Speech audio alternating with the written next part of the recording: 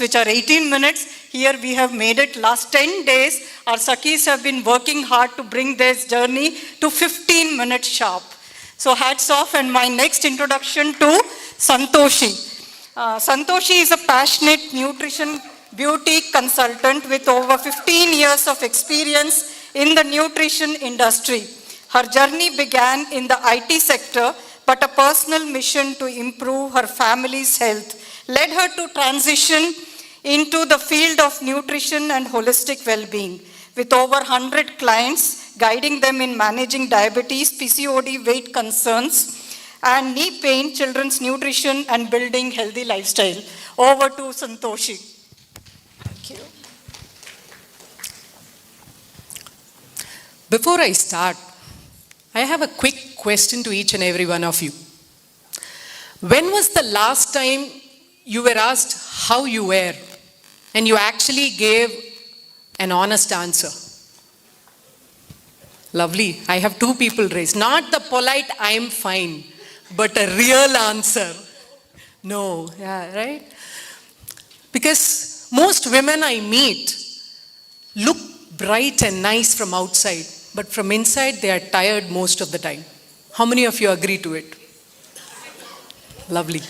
My name is Santoshi Srinivasan, and for very long I believed strength was to handle everything all alone. That is what strength meant. And today I'm just going to be sharing how and what growth taught me. So just like most women here, I've had a wonderful childhood. My father was a doctor. Mother was the vice principal of a college. I have an elder brother, beautiful childhood. And then moved on to my MBA college. I met my soulmate in MBA. So long story short, we are married and we have two beautiful daughters. Yeah, we also bought a home for ourselves. Does it sound wow? Yeah, I too found it wow until I got to know the cost of diaper for my daughters were 2,000 rupees. Trust me, I know how much I cried. It wasn't easy. Life was more expensive than the wow that each and every person looked at my life and told, right? And that wow became too hurting when I had to drop my 3-month-old daughter in the daycare and to choose going to work every day because I had to meet the ends meet. It was not easy. Because every day, all I carried was guilt. The guilt of probably telling myself, probably I'm not the good mother. Probably I'm not destined to be the mother for her. How many of you women have had that in your journey of entrepreneurship? Please give a round of applause to each and every one of you to have moved on and come here. I did the same. It was hurting. And when that happens, you know what is the next easiest thing as women we do? You go pick up all your friends, you go brood over your problems. How many of you like to speak your problems? See how many people like to laugh. Yeah, we love talking, we love to brood. I did the same.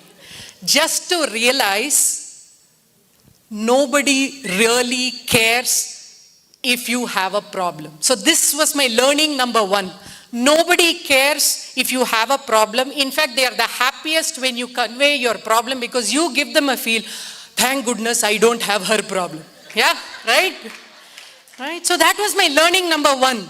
Until I take ownership of my problem, nothing changes. The milkman still comes the next day asking for money. You know, I like this statement because in Tamil there is a very famous movie called Thiruvilayadal, my favorite dialogue. After all he goes and does, you know, the hero, he comes back and says, ayyo, the palkaranak modalla teethirnume. You know, it's my favorite dialogue. No matter how much money you make, the pain of giving it to the milkman is worse. Right? So I had the same thing in my mind. So life was good. I learned that, you know, no use in brooding over. So I moved on eventually because I had to meet the ends. I was looking for a business opportunity. And I'm going to pick up Diksha's line here. Universe has its own plan. So yes, yeah, it had its plan. So I found my mentor. I was looking for a business opportunity with two conditions. One, I was not ready to invest. Because if I had all the money to invest, why would I look for a business? I would have lived happier. Right? Two, I was not ready to quit my job. because I needed that salary on the table. And as universe had its plan, I found my mentor. I found a beautiful business with no investment. I grabbed it. One of the most exciting things of that business opportunity was that I had to talk to people. My favorite. I love speaking to people. I picked it up. I said, here is what I'm going to do. I'm going to jump over and speak. I spoke. I overspoke. People left. So I looked at myself. I said, okay, I'm going to speak less. I spoke less. People still left. Nothing changed. So I was wondering, what am I really doing? So I decided, okay, this is what I'm going to do. I'm going to go and meet all my first circle of family and friends, and I'm going to share the opportunity, thinking they'll be the first people to support. And here was the irony of life, that when I went and shared it with my A and B circle, they were the first set of people to judge me for what I was doing. I love it. So what is the second? So the minute you get judged, what is the next thing you do? You go all the way to meet strangers. But that's the scariest part. So I didn't want to speak to strangers. But interestingly, whenever I spoke to a stranger, the stranger was appreciating me for what I was doing. And that's what clicked. That became my learning number 2. No two people are the same. There is no one size fits all. You learn the art of dealing with people. So I had to learn the art of dealing with people. But it doesn't end here. Huh? Universe has its plan. Yeah? So I learned the art of dealing with people. I moved on. And the minute I started learning the art of dealing with people, life moved beautifully. You know why? Because you learn how to deal with people. I started growing both in business and personally. Life became easier inside the house also. That was nice. So I grew inside, I grew outside in business. Success was pouring, money was pouring. Isn't it a great feel? Yeah, my ego was also growing. I found my mentor, everything felt nice. I was recognized across. It was a wow feel. Until at a point of time, there is this invisible crown which was growing inside me that said, I know it all. Why do I need a mentor? So I started doubting my mentor's decisions. I started doubting my mentor's ways and means because I said, I know it. Why not I build it all alone? That is when I realized as you keep growing on top, the crowd is less. Leadership is alone. It's not easy.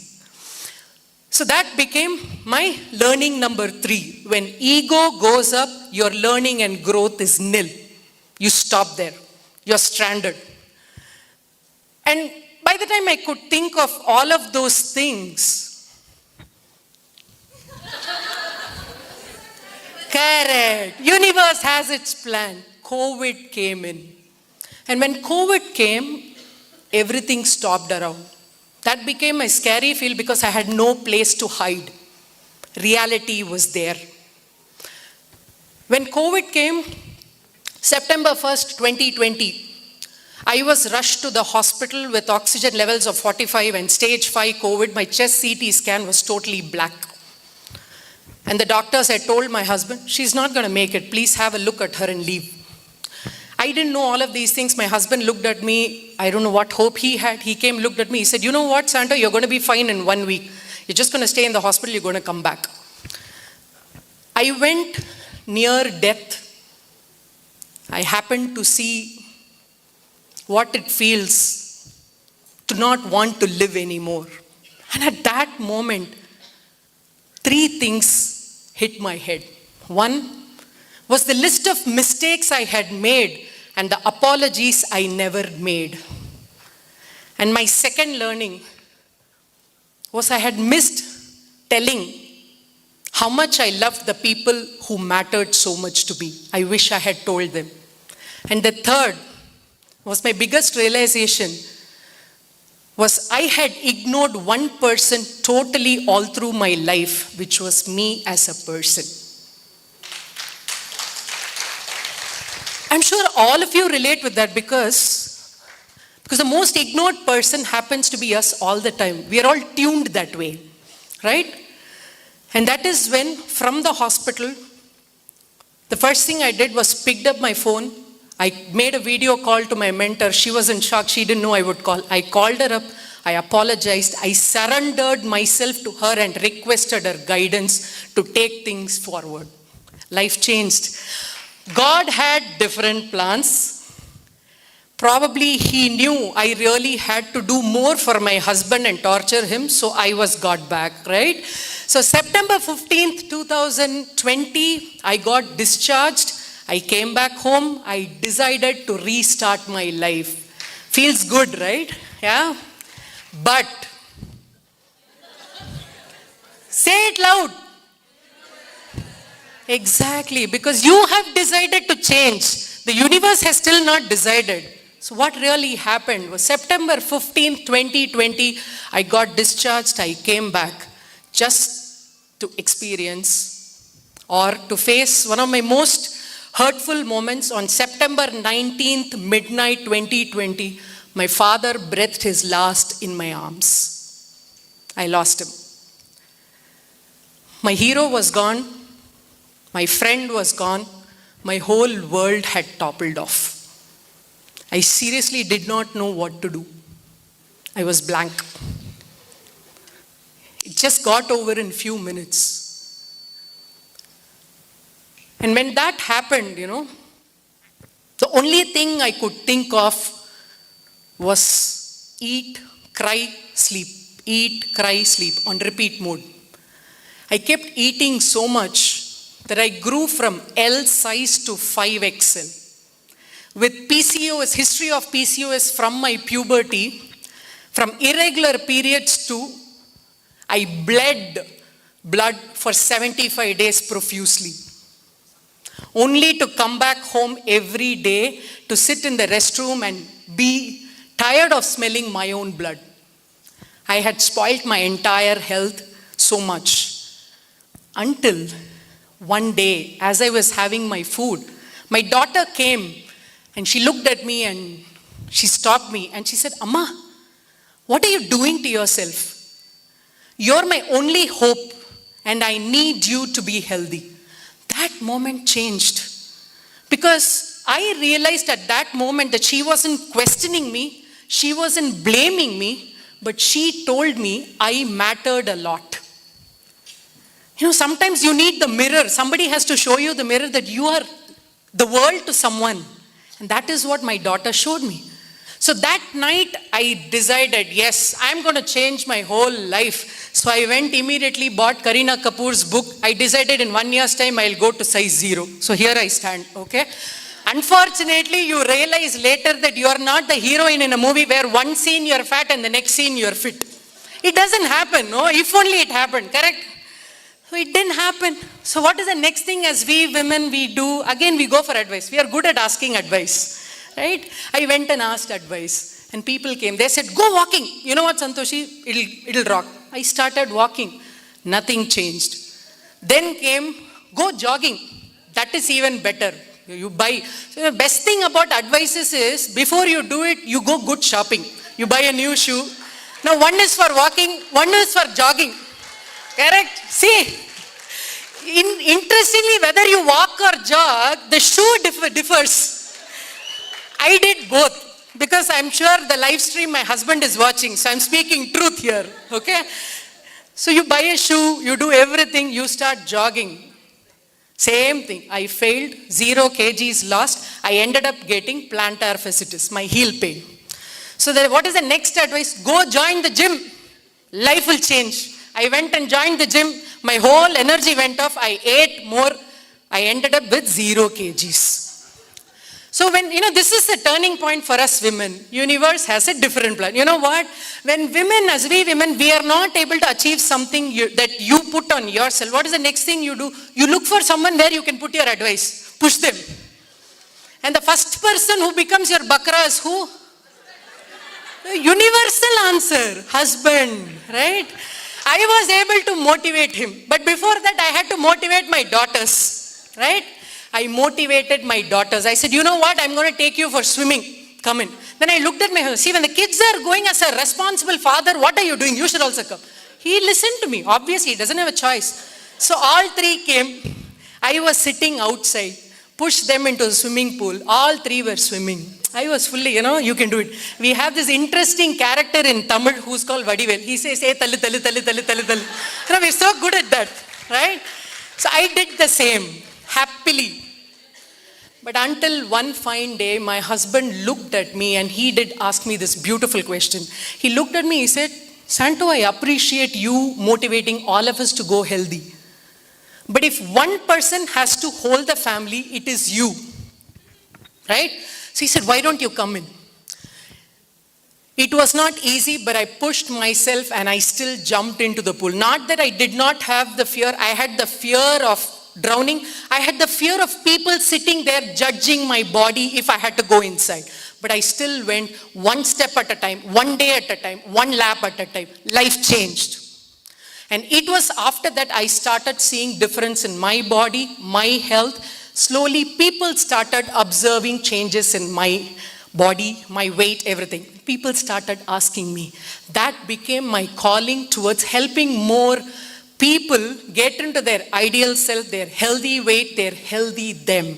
That's how my journey started going. So my last learning, the learning number 5 is this. When things don't work around you, stop blaming this, that, them or the system.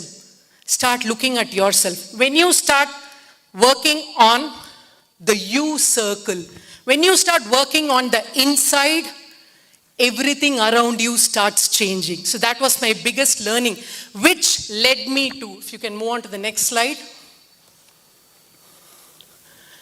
This was me with 5XL to the transformation that happened. Okay, that's too close. Huh? I am scared myself. Let's close it. Okay? You can close it. It's okay. I don't wish to see me that way. Right? So that was my transformation. So in small, if I have to quickly summarize, the first one, what is the first learning? Okay, I forgot. Right, I'm going to quickly say, nobody is coming to save you until you take up ownership. The second, learn the art of dealing with people. The third, when success goes overboard and ego goes, learning and growth stops. Number 4, do not wait until the last moment of your life to change. Health is not optional, it is foundational. And learning number 5, focus on your you circle, everything around you changes. But before I close, I'm going to take you back to a very, very, very, very interesting story. Let's all go back to 1983 World Cup. How many of you remember that? I'm sure the men here will remember, but here is to the women. The 1983 World Cup, first half time over, the whole world had decided the result. Because India was in a bad shape, a weak team against a very strong team, the whole world decided the result is going to be this, nothing's going to change. But there was extreme silence inside the dressing room where the captain just came there and just looked at the team and said, forget the scoreboard, forget what people are speaking. Can you all play to win beyond the halftime? This was the question. The rest is history because we know where we stand as a country because that is the history we have created. So here is a question to each and every one of you. Forget the halftime that is over until this moment. Your previous halftime is over. You could have done multiple mistakes. You could have left a lot of things. You could have body shamed yourself. You could have lost your self-confidence. But are you ready to create a legacy beyond this? Yes? Then say this with me. Are you ready to say this? One of my most favorite lines. It's not over until I win. Now with a little more belief. It's not over until I win. You're going to say the second one. It's not over. It's not over. It's not over. Thank you so much. Santoshi, call her. Please. Too good. Thank you so much. Please stay on stage.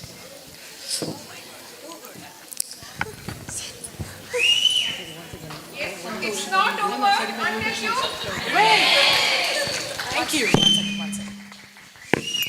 Please felicitate her. Yes, Sujata. Thank you so much. 1 second, Santoshi. She is a certified nutritionist. That's the established profession in Beehive. But I also think you have all the qualities to be a stand-up comedian. Not all of them have this quality to laugh at ourselves. Despite the hardships that she's faced, she's able to look back and laugh at herself, her situation, and her experience. That takes courage and a lot of humility to downgrade your sufferings in order to uplift somebody else. அவ்வளோ அடி வாங்கியிருக்கோம். அந்த திருவிளையாடல்ல வந்து நீங்க சொன்ன அந்த dialogue வந்து இல்ல அந்த பால்காரனுக்கு பணம் கொடுக்கிறதுக்கு நம்ம சம்பாதிக்கிறதுக்கு அந்த பால்காரனுக்கே வேலை செஞ்சுட்டு போலாம் போல இருக்கு. We don't have to work for somebody else and pay his bills. Okay, thank you so much.